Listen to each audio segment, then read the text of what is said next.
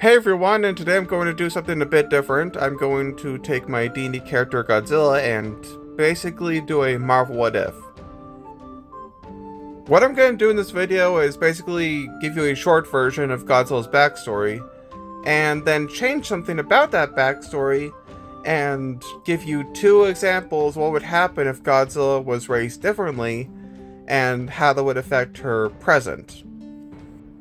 I limited this video to 2 scenarios because if I did a bunch of them, this video would just take forever. Not to mention, even a short version of Godzilla's backstory can take a few minutes. So, rather than wasting time, I'm going to start the video now. Godzilla was found as an egg by some druids. No one knows where the egg came from or where her parents are, they just basically adopted her. Although adoption might be a bit of a loose word, considering their plan was to turn Godzilla into their weapon. For you see, these weren't very, kind and carefree druids, no. These ones wanted people to go back to nature through force. And they're going to do that by molding this baby dragonborn into their weapon. They trained her to be a powerful barbarian, even going as far as to make her stupid because they believed if she was too smart, then rage wouldn't have much of an effect. They also did things like dyed her scales black, disguising the fact that she is a blue dragonborn, and painting negative symbols on her spines, making people think she's something else. They did all this because they believed that if Godzilla didn't look like a blue dragonborn, then people would be confused by what the heck she is. This is mostly a tactic to, confuse the enemy. I don't know if it would actually work because there was one more step to their plan. You see, they're going to attack a just up-and-coming village. But they needed one more thing to do before Godzilla was ready.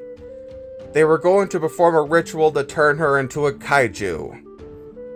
Now, this ritual required her to, fall asleep. So they used some special runes to make her fall asleep, and were setting up other runes to finish the ritual. And it was almost finished until the town they're going to attack got word of what they were doing and stopped them, destroying all the runes for the ritual, except for the ones that kept Godzilla asleep. And so for many, many years, Godzilla was asleep, as the small village that was just getting started became a thriving city. But one day, Godzilla woke up and went on a rampage. So, the people of the city decided to go to the fairies of the forest for help, and they summoned Mothra. Mothra convinced Godzilla not to be a destroyer of the city, but its protector, and Godzilla remained that way for many, many years. Until one day she realized she wanted a purpose. And that purpose was to become King of the Monsters, but she doesn't exactly know what that means, so who knows if she'll find an end to that quest. So she left the city in search of becoming Queen of the Monsters. Now that we got her backstory out of the way, it's time to change something to make this a real what if. Now, what exactly do we change from this that will make Godzilla completely different than how she is now? Well, that's easy. The viewpoints the druids had. Because the only reason she's like the way she is because the druids didn't see her as like an adopted daughter. They saw her as this weapon, their Godzilla. So for this scenario, I'm going to change that one point, where they actually accept her as a adopted daughter and not a weapon. Now, there are 2 scenarios I want to play out. One that's very kind and heartfelt, and the other a story of revenge. That's right, I made a good and bad ending for the scenario. So let's start with the good ending. The good ending has Godzilla being raised to be a druid.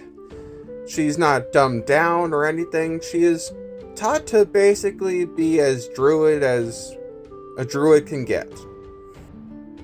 So in this timeline, Godzilla has no reason to be a raging barbarian. She's kind and sweet and probably takes care of children, considering she was basically mysteriously abandoned as a baby, or as an egg. Then maybe at some point she decides to explore the world. And that's all I really have for a timeline where Godzilla has, a good life. Granted, if this Godzilla was in our campaign, let's just say things might not be too good, considering she lived a life of peace and tranquility, and has to fight, I don't know, druid cults that use bugs that want to summon some sort of deity to kill people and stuff. Yeah, let's just say that would pretty much change Godzilla's worldview on druids, considering we encountered a lot of bad druids. But yeah, it's hard to say how she'll react to the campaign, since Godzilla Prime, is kind of messed up to begin with. And there isn't really much else to add to a good, backstory. It's just, she had a good life with some druids and she decided to leave. That's pretty much it. However, the bad ending has a bit more to it than a good ending, and unfortunately, it's filled with tragedy.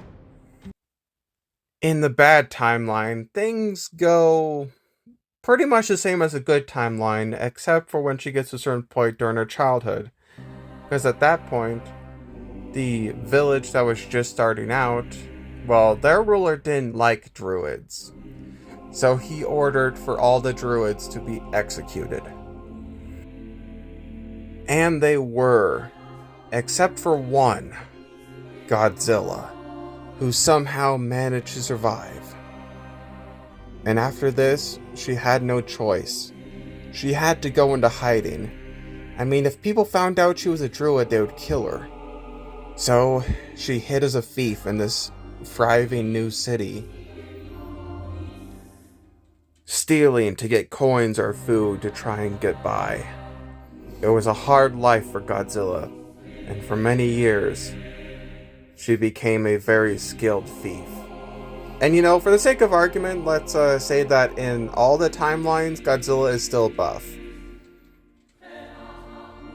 Yeah, let's go with that. Anyway, things were really bad for Godzilla, since she had to basically try to survive. Until one day, she encountered the fairies. Remember from the original story? Anyway, the fairies took pity on Godzilla and bestowed a magic cloak that gives her the abilities of a moth. Not only would it give her the ability to fly, but it'd make her footsteps make no sound at all. And it could also, throw powder at people's eyes. That's right, Godzilla has pocket sand. Anyway, Godzilla, armed with her strength, her thief abilities, and a magic cloak, she went out and killed every single person responsible for her family's death. But after that, it was time for her to leave. She can't live in this city anymore. All it's brought her is pain and misery. So she decided to venture out in search of adventure and maybe a new family. Anyway, that's the video. If you liked it, let me know if a like or subscribe or maybe a comment or something. And if you want me to make some sort of video like this later on in the future, then maybe I will. Who knows? Until then, see you next time.